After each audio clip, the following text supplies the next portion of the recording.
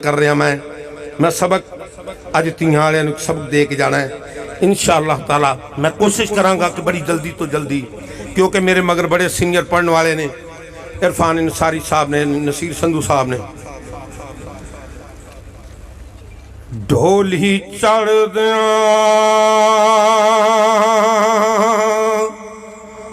मारिया हीर चिका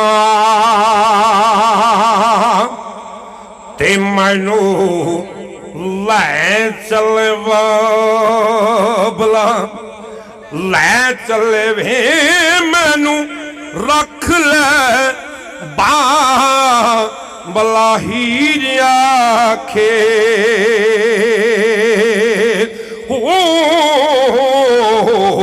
ते डोली घट कहारनी लै चले। तो मियाँ साहब की तर्जमानी कर रहे मियाँ मोहम्मद बख्श साहब पीछे तुर के तके ठुडे खा दिया रहना ते तियां दियां तकदीरां तियां नू देना परदेस वे बाबल ते पुत्रा नू देना जागीरां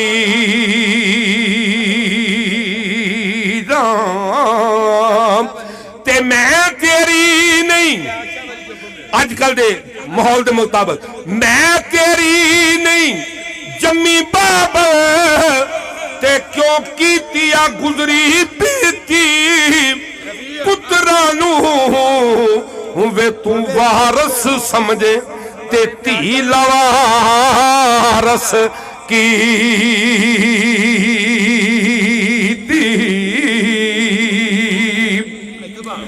ते मेरा आख्या कदे ना वे बाबल मोड़ दा सैं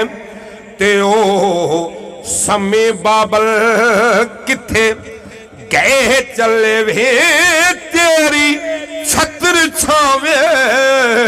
वे बाबल रुख वांगू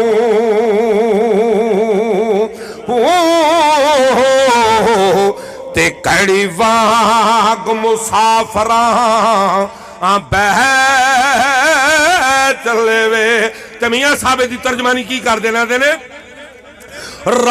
धी कहती जी बाप नू मैनू घर ना इस घरों राज नहीं मंगदी दाज नहीं मंगदी ते नहीं मंगदी मजा गावा दे छड़ बाबल धी अपनी नो ते प्यार दियां ठंडियां ठंडियां अच्छा आवा ते मैं धी कहती मैनू इस घरों ना कल कि मियाँ साहब की तर्जमानी दे विच मैं तेरी लाडली बाबा ते तू लखा लाड लदाए रैन दे से वे मैनू घर विच बाबल ते ना कली देस ना कली देस परा आए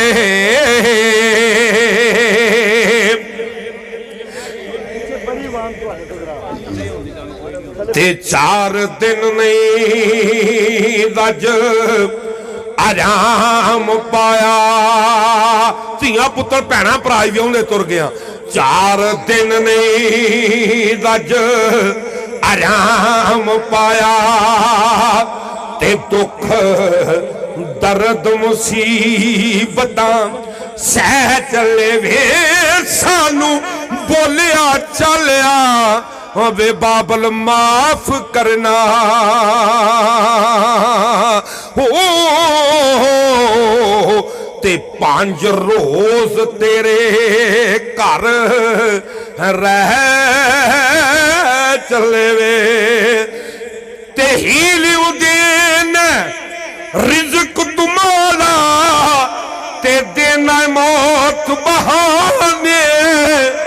बाबल दा घर छड़ के धीया ते जा वस दिया देश बेगाने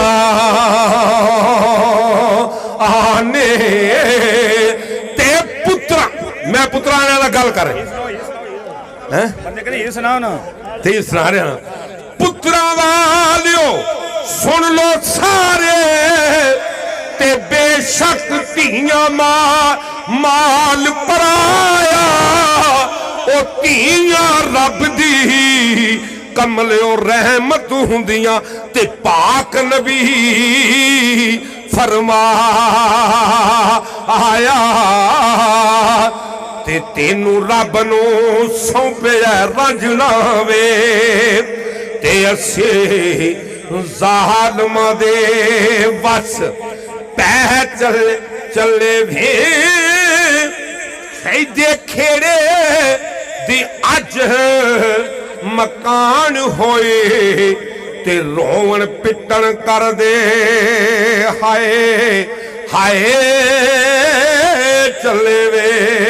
आखिरी बार मकता आ गया तो जानते ने धी नूं जो दे दिओ ओ बिस्मिल्ला उन्हें कदी नहीं बोलिया पुत्र नूं एक मरला भी घट दिओ तो कहंदा मैनूं दित्ती क्यों घट पुत्र नूं अगर पैली भी भैड़ी आ जाए वो कहेगा नहीं जी मैं तो उत्थों भी लैनी है ते धी नूं जो दे दिओ वो लै जांदी है तो कहती बाबल मैं तेरे घरों तुर चलिया जो तू मैनूं दे दिता मैं कुछ नहीं सवाल किया लेकिन मेरिया चंद चीज़ां मैं तेरे घरों कुछ नहीं खड़न लगी मेरिया चंद चीज़ां रह गई तो आखिरी बंद जनाब का मकता जनाब की नजर कर रहा मैं सिर्फ सबक ही पढ़ाना आना वा पढ़ने वास्ते तो जनाब की नजर छंड चली अज चारे कन्नियां ते वेख बाबल हथ मेरे पटोले गुड्डियां वे यादां मेरियां ते बाबल रह गईयां घर ते